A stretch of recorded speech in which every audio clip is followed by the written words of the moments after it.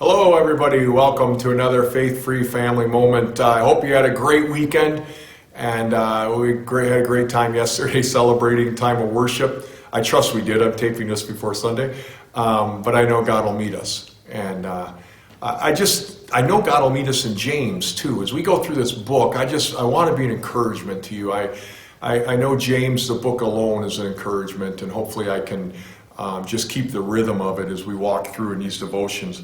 We talked about trials. Well, I didn't. James did, actually. Began his whole epistle talking about trials and that we need to consider, we need to evaluate the trials in a certain way. He says consider joy. And joy in the fact that God's at work in this.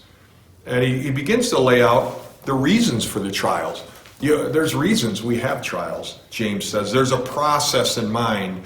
And he says in verse 3, knowing that the testing of your faith produces endurance. Endurance is to abide under. It's to stand up under the load. Think about that. God wants to use trials so you and I learn how to stand up under the load. Because trials will come. And they'll come in different ways, and they're relentless in a sense. There's always going to be some. But the longer we walk with Jesus, in a sense, they kind of almost can become water off a duck's back. We're willing to learn and just let them wash away. We're able to move through them without them overwhelming us. Instead, we stand up under them. And we can thrive and not just seek to survive. And there's an endurance James talks about that's progressive. In other words, God takes us through a process, but there's also an endurance that's productive. We learn to produce in the endurance. The test produces endurance.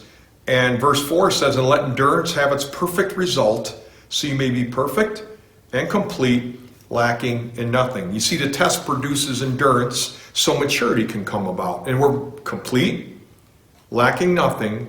By implication, without the trial, we can never get to that.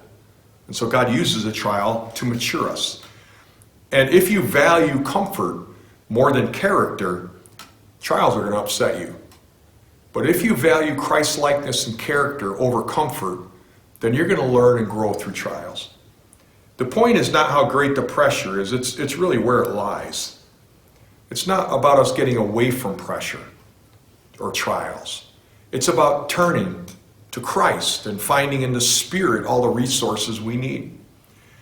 So don't stop the process of endurance. Don't quit when the trials come. We're often told to walk away. It's easier to avoid it. When things get tough in relationships, just call it quits. Things hard at a job, go on unemployment.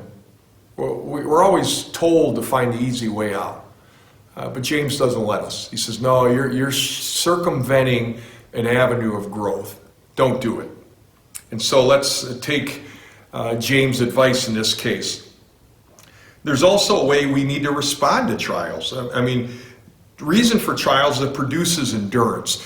But the response to trials is sometimes we're not exactly sure the best way to do it. The first question I always have, how do I rise above this? How do I not let this squash me and overwhelm me? And then the next question is, why do they overwhelm me? At times they overwhelm me. I don't want them to, and it seems like I'm losing the battle some days. And there's 3 words James uses in here that help you and I respond to trials. One, we talked about consider. The idea to evaluate again. Evaluate is a joy. Not feeling joyful in the sense of during the trial, but you consider it joy of what that trial will bring. It will bring endurance. That's a good thing. And so there's a joy that is a decision of the will. It's the joy that precedes the trial, and it brings endurance. And we consider joy when we say, God, I know you're at work here, because James says you are. And again, we're standing on the word. I don't know all that you want to do in this trial, but I know you allowed it for my good. Now notice what I've said. We're talking about this, and we're talking to God as the trial's coming. And we're saying, I'm not going to follow my feelings.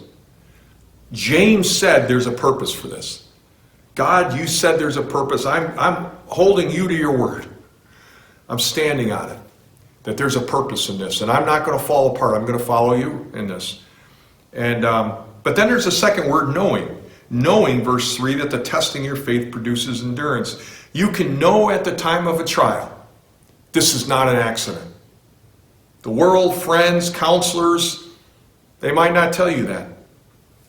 They might say, hey, let your emotions lead you.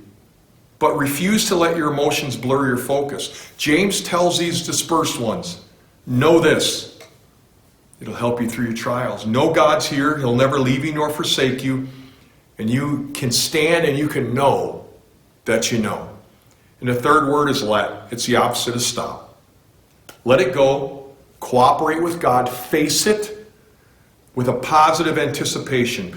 Tell yourself the truth, that it will produce perseverance.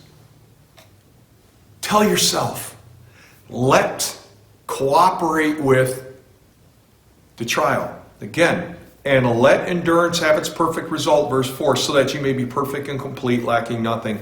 Let go and relax. God's got this.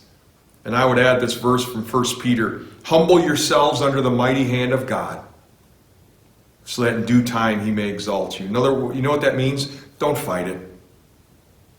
God says give up. So let him have his way. Let the trial have his way. I hope you have a great day. May God richly bless you.